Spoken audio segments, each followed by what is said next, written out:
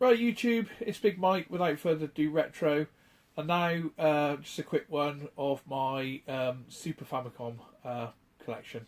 First up is the Japanese releases, obviously Super Famicom.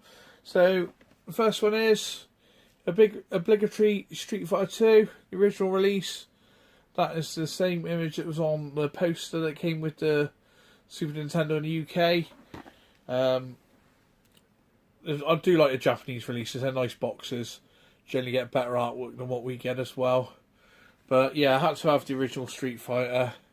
Well, as you know, I've pretty much got all versions of Street Fighter available on the Super Nintendo. So, yeah, so that is the Japanese release for Street Fighter. And obviously the names haven't been changed to protect the innocent on the old Japanese and American versions, which I know a lot of people like, for old M. Bison, Mike Tyson and all that. Right, next one up is a Street Fighter 2 Turbo. Obviously, really see that's the artwork on that is really cool. Really, really cool. It's not very obviously I have the iconic, you know, of the nostalgia sparks me on the English version, but I think the better artwork, nostalgia aside, is definitely on the Japanese release. And this is like a silver box on this one. Sorry about the glare. They're in new 5mm box protectors, so it's they're pretty shiny. So sorry, but yeah, that's Street Fighter 2 Turbo. I don't have the Super Street Fighter 2. I probably will pick up the other two at some point, but I haven't at the moment. So the next one, still sticking with Konami, but which is Muscle Bomber, which is AKA Saturday Night Slam, is it? Saturday Night Slam? Tootie's just picked up on his video on the Master Slam or something, Saturday Night Master Slam. But it's, yeah, the Super Nintendo version anyway. And the wrestling game with Hagar and all the other sort of wrestling games. A lot of people love this game. But, yeah, I found the only thing with this having a Japanese release could do with some English instructions for learning the moves, really. So, yeah, I'll probably get an English version of this at some point. So, but, yeah, Muscle Bomber. Saturday Night Slam Masters, that's it, isn't it? Sorry, my memory eludes me at the moment. There's a lot going on.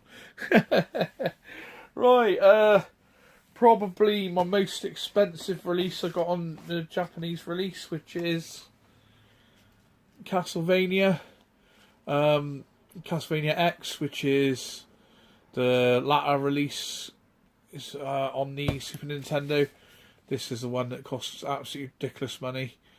Even on this release, I think cost me 120, 130 quid.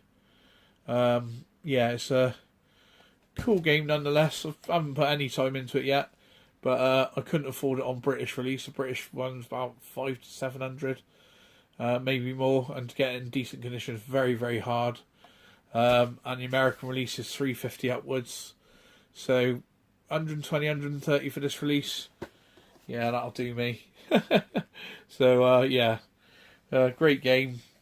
So that was the cheapest way to pick it up. Sometimes you find out with a lot of these games, the cheapest way to get them is in by the Japanese ones. If they don't require much reading of the text, some games play in English anyway. But if you got the Retron 5, which I do have, I haven't updated this firmware and all that, which I'll do at some point. But you can get the translation patches anyway, so. Right, these are two games that you can't pick up in the UK. These are Japanese-only releases, unfortunately. I don't know why they didn't sort of follow up with these. I thought I had all three of these releases in the Japanese boxes, but I can only find the two of them for the moment. So I won't pronounce them because I'll get them wrong. But basically what these are is the second and third releases of the Parodius games. So these two never got released in the UK. The original did, the original Parodius, but the Parodius 2 and Parodius 3, I think one's called Parodius Da, and one's called Parodius, I can't think of the other one. But, yeah, that's a really nice condition, this one, actually. And these are quite expensive to pick up, probably because they didn't get American or UK release, so the only way to get them is this way. Which, still really chuffed that I got that. And to follow that, we got this, which is the other one. Which is the Parodius games are really cool. Great music, great gameplay. Really hard. Usually really hard. But really cool. Really cool. So, yeah, that's both the Parodius releases that didn't get a UK release there. Or an American release as far as I'm aware. So, those two I had to pick up. The Parodius series is fantastic. Next one is the sequel to Mickey Mouse, which is Mickey Mouse something 2.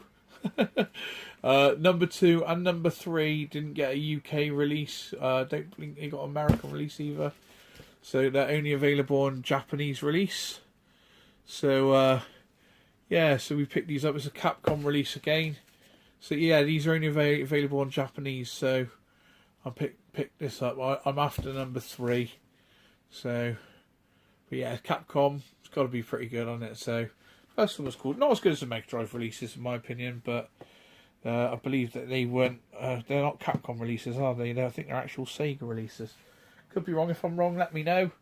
I know Disney done the animation anyway, a bit like with the Aladdin situation. But right, you've got old PC Kid or BC Kid or whatever you want to call him, or we just like to call him Bonk in the UK. And this is Bonk 2 on Japanese release. I think Bonk got an original release, and Bonk 2 didn't get a UK release, I don't think. I think there's a Bonk 3, but I don't think that came out on Super Nintendo. I know they all came out on the PC Engine. All bit that goes on about them and that, like, you know.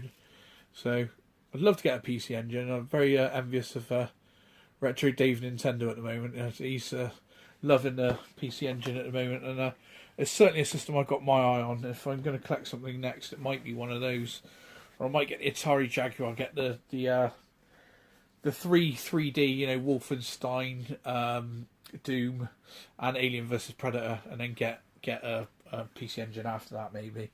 Because I don't think many other games are worth getting on the old Jaguar, but I'd like to get those to play those versions. Apparently, Doom is one of the best versions, actually done by John Romero himself. So it's supposed to use all of every advantage the 64 had. It uses, because John Romero was in charge of it. So, right, next one is Super Bomberman. This must be the first one, I believe. I thought I bought most of these, but I've only got a couple here. Bomberman games, you can never have enough Bomberman. Fantastic game. And we also have here, which is, I thought I had all of these, to be honest, but this is Bomberman 4. So Bomberman in Japan went up to 4 and 5. There's also a couple of other sort of weird sort of Bomberman-y releases as well. But I've got 4. I thought I had 5, but I can't seem to find it. So perhaps I didn't. Perhaps I just intended to buy it and never got round to it. So we're going to have 4 and 5. 1, 2, and 3 came out in the UK. I have 2. I don't know if I got the first one, but I've obviously got the first one Japanese release there. So yeah, I'd like to get all the Bombermans, because Bomberman's pretty cool. And and this is the last one, which is Raiden, which is it's upside down. So yeah, that's Raiden. Not very great artwork there. Bit boring, a bit lame on that one. And it's the old arcade shoot 'em up. I don't know what it's like on Super Nintendo. I've bought this, I've never put it on, but be interesting. I didn't pay very much for it, so I picked it up on the cheap. And yeah, so that's all the Super Famicom. I've got one more to show you, but it's not a Super Famicom. It's a reproduction that I got, which is just a cheap repro, which is F-Zero 2. I believe this was released on some sort of early digital download, like you got to get it on the CD or something, or a telephone dial-up system in Japan. but they actually put the tracks on that onto a cartridge, and so really this never got a physical release, but this is as good a physical release as you can get of it. So I just thought I'd pick it up, because F-Zero was pretty cool. So F-Zero 2, so it's more of like an expansion, I think, for the original F-Zero, more tracks and things. But yeah, so we picked it up. So alright, YouTube, it's not long now till the Bristol Retro Gaming event, which is this weekend. We are now on Thursday, and it is on Sunday. So yeah, hopefully see quite a few of you there. I know old school's coming down, and we're gonna go out there together. So we should have a good laugh. Marcus will be going, and a few of the other lads. We won't mention names at the minute. We'll see who turns up. Hey, but hopefully, should be about 10 of us. Maybe more, maybe less. We don't know. But however many turn up, we're gonna have a good time. So, okay, YouTube, like, comment, share, and subscribe, and we'll see you in the next one. Cheers.